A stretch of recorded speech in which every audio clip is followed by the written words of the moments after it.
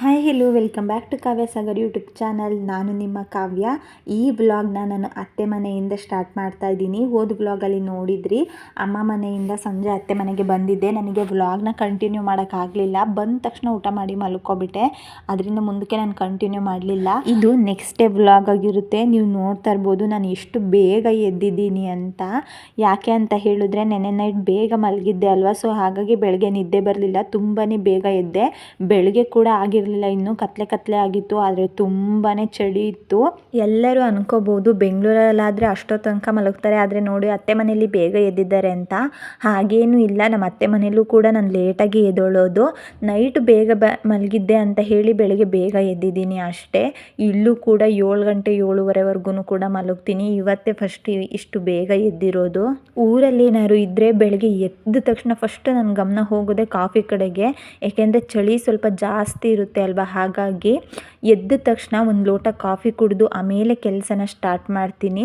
ಬೆಳಗ್ಗೆ 7:30 7:45ಗೆಲ್ಲ ಭಾವ ಬೇಗ ಆಫೀಸ್ಗೆ ಹೋಗ್ತಾರೆ. ಹಾಗಾಗಿ ಅವರಿಗೆ ತಿಂಡಿನ ಬೇಗನೆ ಮಾಡಿಕೊಡ್ಬೇಕಾಗುತ್ತೆ.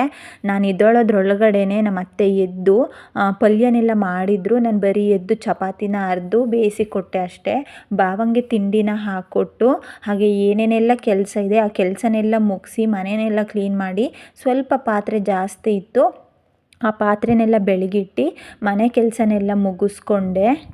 ನಾನು ಅತ್ತೆ ಮನೇಲಿದ್ದಾಗ ಎಲ್ಲ ಕೆಲಸನೂ ನಾನು ಒಬ್ಬಳೇ ಮಾಡ್ತೀನಿ ಅಂತ ಕೂಡ ಹೇಳಲ್ಲ. ಯಾಕೆ ಅಂದರೆ ನಾನು ಏನೇ ಕೆಲಸ ಮಾಡಿದ್ರೂ ಕೂಡ ಅದರಲ್ಲಿ 3/4% ಕೆಲಸ ನನ್ನ ಅತ್ತೆ ಮಾಡಿರ್ತಾರೆ. ಎಲ್ಲ ಕೆಲಸನೂ ನಾನು ಒಬ್ಬಳ ಮೇಲೆ ಬಿಡಲ್ಲ. ಅಯ್ಯೋ ಅವಳು ಮಾಡಲಿ, ನನ್ನ ಪಾಡಿ ನಾನು ಸುಮ್ಮನೆ ಕೂತ್ಕೊಳ್ಳೋಣ ಅಂತ ಏನೂ ಹೇಳಲ್ಲ.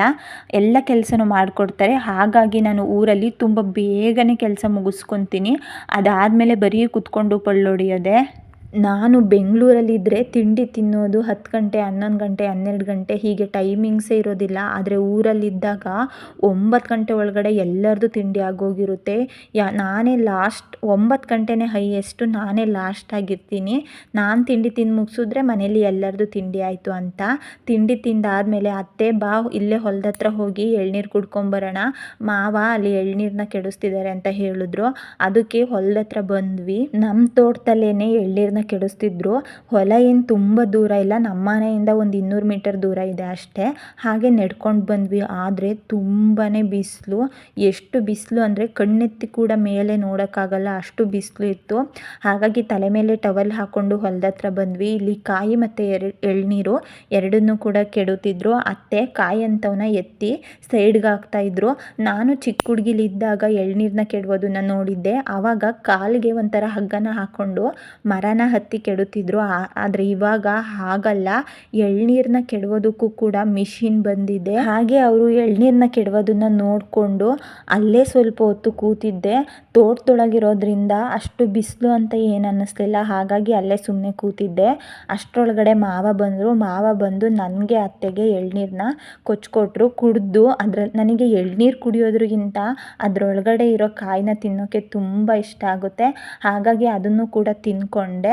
ಅತ್ತೆ ನಾನು ಬರೋದು ಸ್ವಲ್ಪ ಲೇಟ್ ಆಗುತ್ತೆ, ಕಾಯಿನೆಲ್ಲ ಎತ್ತಿಟ್ಟು ಬರ್ತೀನಿ, ನೀನು ಹೋಗು ಮನೆ ಹತ್ರ, ಬಿಸಿಲು ಅಂತ ಹೇಳಿದ್ರು. ಹಾಗಾಗಿ ನಾನು ಒಬ್ಬಳೇ ಹೊಲದಿಂದ ಮನೆ ಹತ್ರಕ್ಕೆ ಬಂದೆ. ತುಂಬ ದೂರ ಏನಿರಲಿಲ್ಲ, ತುಂಬಾ ಹತ್ತಿರ ಇತ್ತು. ಹಾಗಾಗಿ ನಡ್ಕೊಂಡೆ ಬಂದೆ. ಎಲ್ಲ ಕೆಲಸನೂ ಮುಗಿಸ್ದೆ, ಮನೆ ಕೆಲಸನೂ ಎಲ್ಲ ಮುಗೀತು. ಅಮ್ಮ ಹೊಲ್ತಕ್ಕೆ ಹೋಗಿ ಎಳ್ನೀರು ಕುಡ್ಕೊಬರೋಣ ಬಾ ಅಂದಿದ್ರು, ಅದನ್ನೂ ಹೋಗಿ ಕುಡ್ಕೊಬಂದೆ. ಇನ್ನೇನು ಕೆಲಸ ಇಲ್ಲ, ಅಡುಗೆ ಕೆಲಸನೂ ಕೂಡ ಎಲ್ಲ ಮುಗಿದಿದೆ. ಇನ್ನೇನೇ ಇದ್ದರೂ ಮಧ್ಯಾಹ್ನ ಚೆನ್ನಾಗಿ ಊಟ ಮಾಡೋದು, ಮಲಗೋದು. ಊರಿಗೆ ಬಂದರೂ ಕೂಡ ನಾನು ಏನು ಕೆಲಸ ಮಾಡಲ್ಲ. ಇಷ್ಟೇ ಕೆಲಸ, ಬೆಳಿಗ್ಗೆ ಏನು ತಿಂಡಿ ಅಡುಗೆ ಮಾಡ್ತೀನಿ ಅಷ್ಟೇ ಕೆಲಸ. ಅದು ಬಿಟ್ಟರೆ ಇನ್ನೇನು ಕೆಲಸ ಇರಲ್ಲ, ಬರೀ ಇಲ್ಲೂ ಪೊಳ್ಳೊಡಿಯೋದೆ. ಅದಕ್ಕೆ ನಾನು ಇಷ್ಟು ಸೋಂಬೇರಿ ಆಗಿರೋದು. ಈ ವೆದರಲ್ಲಿ ಮನೆ ಒಳಗಡೆ ಅಂತೂ ಇರೋದಕ್ಕೆ ಆಗಲ್ಲ, ತುಂಬಾ ಸೆಕೆ ಆಗುತ್ತೆ. ಅದಕ್ಕೆ ಆಚೆ ಕಡೆ ಜೋಗಾಲಿ ಮೇಲೆ ಕೂತ್ಕೊಂಡು ಒಬ್ಬಳೇ ತೂಕೊಂಡು ಕೂತಿರ್ತೀನಿ. ನಮ್ಮದು ತೋಟದ ಮನೆ ಆಗಿರೋದ್ರಿಂದ ಹೊರ್ಗಡೆ ಬಂದರೆ ತುಂಬಾ ಚೆನ್ನಾಗಿ ಗಾಳಿ ಬೀಸುತ್ತೆ. ಹಾಗಾಗಿ ಒಳಗಡೆ ಹೋಗಬೇಕು ಅಂತ ಏನು ಅನಿಸಲ್ಲ. ನಾವು ಯಾವಾಗಲೂ ಹೊರ್ಗಡೆನೇ ಜಾಸ್ತಿ ಟೈಮ್ನ ಸ್ಪೆಂಡ್ ಮಾಡೋದು. ಹಾಗೆ ಸಂಜೆ ಆಗ್ತಾ ಅತ್ತೆ ಸ್ವಲ್ಪ ಹಪ್ಪಳನ ಮಾಡ್ಕೊಬಿಡೋಣವಾ, ಹೆಂಗೂ ನೆರಳಿದೆಯಲ್ಲ ಅಂತ ಹೇಳಿದ್ರು. ಅದಕ್ಕೆ ನಾನು ಕೂಡ ಆಯಿತು ಮಾಡೋಣ ಅಂತ ಹೇಳಿದೆ. ಅದಕ್ಕೆ ಇವಾಗ ನೀರನ್ನ ಕಾಯೋದಕ್ಕಿಟ್ಟು ಬೆಳಗ್ಗೆನೇ ಉದ್ದಿನ ಬೇಳೆನ ನೆನೆಸಿಟ್ಟಿದ್ರು. ಕರೆಂಟ್ ಇದ್ದಾಗ ಅದನ್ನು ಕೂಡ ಸಣ್ಣಕ್ಕೆ ರುಬ್ಬಿ ಎತ್ತಿಟ್ಟಿದ್ದೆ. ಇವಾಗ ಹಪ್ಪಳದ ಹಿಟ್ಟನ್ನ ನೀಟಾಗಿ ರೆಡಿ ಮಾಡ್ಕೊಳ್ತಾ ಇದ್ದಾರೆ. ಜಾಸ್ತಿ ಏನು ಮಾಡ್ಕೊಂಡಿರಲಿಲ್ಲ, ಸ್ವಲ್ಪ ಮಾಡ್ಕೊಳ್ಳೋಣ ನೋಡೋಣ ಹೇಗೆ ಬರುತ್ತೆ ಅಂತ ಹೇಳಿ ಮಾಡ್ಕೊಂಡ್ವಿ. ಆದರೆ ತುಂಬಾ ಚೆನ್ನಾಗಿ ಬಂದಿದ್ದು ಹಪ್ಪಳ. ಹಾಗೆ ಅತ್ತೆ ಒತ್ತಿ ಒತ್ತಿ ಕೊಡ್ತಾಯಿದ್ರು, ನಾನು ಎಲ್ಲದನ್ನು ಕೂಡ ಹಾಕ್ತಾಯಿದ್ದೆ. ಮೊದಲಿಗೆ ನಾವಿಲ್ಲಿ ಸಂಜೆ ಹಪ್ಪಳನ ಮಾಡ್ಕೊಂಡಿದ್ದು, ಹಾಗಾಗಿ ಇಲ್ಲಿ ಮನೆ ಒಳಗಡೆನೇ ಹಾಕ್ಕೊಂಡಿದ್ದೀವಿ. ಬೆಳಿಗ್ಗೆ ಎದ್ದು ಬಿಸಿಲಿಗೆ ಹಾಕ್ಕೊಳ್ತೀವಿ. ನೋಡ್ತಾ ನೋಡ್ತಾ ಸಂಜೆ ಆಗೇ ಹೋಯ್ತು. ಸಂಜೆ ಊಟಕ್ಕೆ ಅಂತ ಹೇಳಿ ಅತ್ತೆ ಅವರೆಕಾಯಿನ ಕುಯ್ಕೊಬಂದಿದ್ರು. ಅವರೆಕಾಳು ಮತ್ತು ಸೊಪ್ಪನ್ನು ಹಾಕಿ ಬಸ್ಸಾರು ಮಾಡ್ಕೊಂಡಿದ್ವಿ. ತುಂಬಾ ಚೆನ್ನಾಗಿ ಬಂದಿತ್ತು. ಬಸ್ಸಾರು, ಮುದ್ದೆ, ಅನ್ನ ಹಾಗೆ ಪಲ್ಯನ ಮಾಡ್ಕೊಂಡಿದ್ವಿ. ಊಟದ ಟೈಮ್ಗೆ ಭಾವನೂ ಕೂಡ ಬಂದರು. ಎಲ್ಲರೂ ಊಟನ ಮಾಡಿ ಈ ದಿನನ ಮುಗಿಸ್ದ್ವಿ.